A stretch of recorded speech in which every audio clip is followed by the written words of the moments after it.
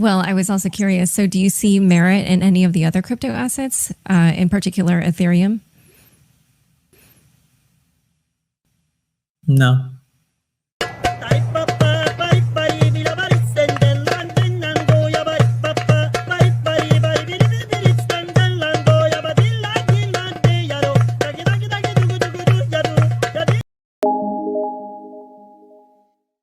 Well, I was also curious. So do you see merit in any of the other crypto assets, in particular Ethereum? No. And why not? It's kind of like when you have a bellwether instrument, the gains typically go to the winner. So I'll use an equity example to make the case. When Obamacare passed, there was going to be a clear tailwind to health insurance. And, you could have bought a basket of health insurers, or you could have just bought United Healthcare. And the basket would have performed okay. United Healthcare 10x'd in the last 10 years. If you believed in smartphones, you could have bought a basket of things in 2010 or 2008 or 9 when the iPhone first got released. You could have bought, Nokia and Motorola and Samsung and HTC, or you could have just bought Apple. And Apple, frankly, just crushed everybody else. The point is that in any market, when there's a clear winner, it's not that these other things can't win, but there's a weird psychological effect that almost drives these second and third tier winners, which is a desire by people almost out of this sense of insecurity to not want to admit that there's a winner simply because they weren't the one to pick it first. And so what they do is they create these convoluted narratives and theses to basically anoint other winners. And yeah, can they win? Sure. But do they ever win like the category killer? No. I mean, do you really want to be long Lycos and DuckDuckGo, or did you just want to be long Google? There has been not a single market where you've been rewarded as handsomely for being long the number 2, 3, and 4 player as you are for being long the number 1 player. And again, it goes back to when things tip and go mass market, the average buyer makes the simple decision.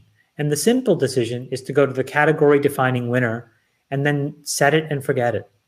And so if you really want to make the money, my view has always been you find the one that's about to win: Facebook, Microsoft, Apple, Google, Amazon, and you buy it.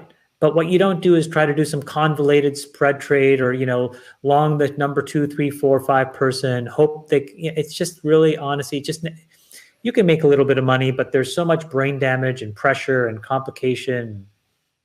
It's just never worth it. So you essentially view all the crypto assets as kind of like one category. Like you don't break them out into separate categories, because a lot of people would say like Bitcoin is a currency and Ethereum is, this platform for decentralized applications, and they don't view them necessarily as competitive. I mean, there are of course people who do view them as competitive, but a lot of people just see them as fundamentally different things. But I'll give you a different example. You could look at Mercado Libre as an incredibly complicated, and valuable delivery platform for Central and South America. And you could look at Wayfair as an unbelievable example of, furniture bought, purchased, and designed over the internet. I look at it and I'm like Spanish Amazon and furniture Amazon. And so I'm like, okay, I'll just buy Amazon. I honestly, Laura, this goes back to a philosophy of mine, which is what I've learned over time is that, I've really made my life much harder than it's needed to be. And I've overcomplicated a lot of decision-making in my life. And as I've gotten older, what I realize is that the best decisions are the ones that are really instinctive and the most simple. And you can use enormous amounts of data, and you can find all kinds of clever ways of slicing and dissecting things. But at the end of the day, the simple decision tends to be the best and the most defensible and the most enduring decision. And one of the simplest decisions that you can make is to buy the category winner and wish that the whole category does well. Because if it does, as long as the category winner stays on top of the category, they will get the disproportionate amount of the gains. And that's just been completely true in markets, since time immemorial.